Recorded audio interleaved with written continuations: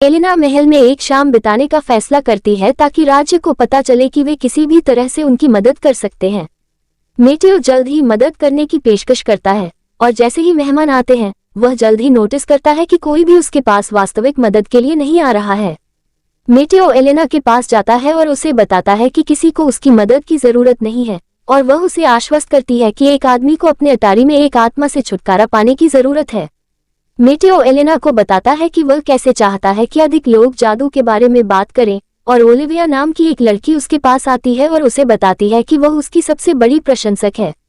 मेटेओ उसे अपनी कार्यशाला का दौरा करने की पेशकश करता है और जल्द ही उसे जादूगर होने के बारे में थोड़ा बताता है। एलेना जल्द ही कार्यशाला में आती है और बड़ी गड़बड़ी पाती है और ओलिविया को बताती है कि उसके माता पिता जाने के लिए तैयार हैं। जाने से पहले मेटेओ ओलिविया को अपना प्रशिक्षु बनाने का फैसला करता है और उसे अगली सुबह कार्यशाला में मिलने के लिए कहता है। एलेना जल्द ही उसे बताती है कि पढ़ाना कठिन हो सकता है और वह उसे आश्वस्त करने की कोशिश करता है कि वह ये कर सकता है। अगली सुबह मेटेओ ओलिविया को कुछ कीमिया सिखाने का फैसला करता है और एक बार जब वह उसे पहला भाग दिखा देता है तो वह उसे दूसरा भाग करने के निर्देश देता है। कीमिया करने के बजाय ओलिविया अपनी किताब में उसके द्वारा लिए गए मंत्रों के बारे में कुछ नोट्स लेती है और जब वह कीमिया खत्म करने की कोशिश करती है तो वह बैंगनी धुएं में बदल जाती है।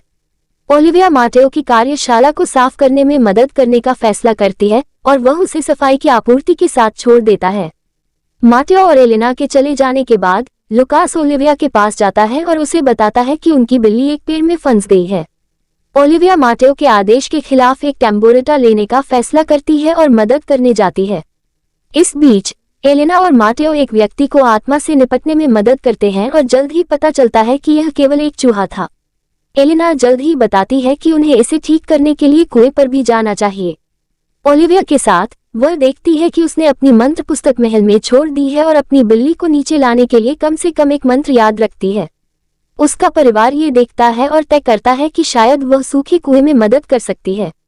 जैसे ही ओलिविया कुएं से और पानी निकालने की कोशिश करती है एलेना और मेटेओ मदद करने के लिए आते हैं। जब उन्हें पता चलता है कि ओलिविया ने क्या किया तो मेटेओ उसे बताता है कि उसने बहुतायत और आत्मा मंत्रों को मिलाकर एक विशाल जल आत्मा बनाई है।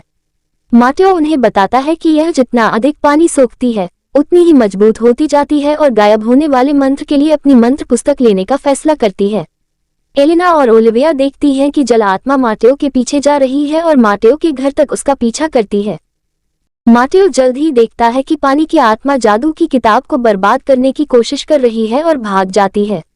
एक बार जब मेटेओ एक बार जादू की कोशिश करता है तो ये किसी भी तरह से आत्मा को प्रभावित नहीं करता है। पानी की आत्मा जल्द ही खाड़ी को देखती है और उसकी ओर जाती है। ओलिविया को अपने किए पर बुरा लगता है और मेटेओ स्वीकार करता है कि उसे अभी भी शिक्षण के बारे में और अधिक सीखने की आवश्यकता है। मेटेओ बताता है कि वह कोई अन्य मंत्र नहीं जानता है और ओलिविया बताती है कि आत्मा एक तरल है और वे इसे जमा सकते हैं। वे जल्द ही पानी की आत्मा के पीछे जाते हैं और मेटेओ देखता है कि उसने केवल बाहरी हिस्से को जमाया है।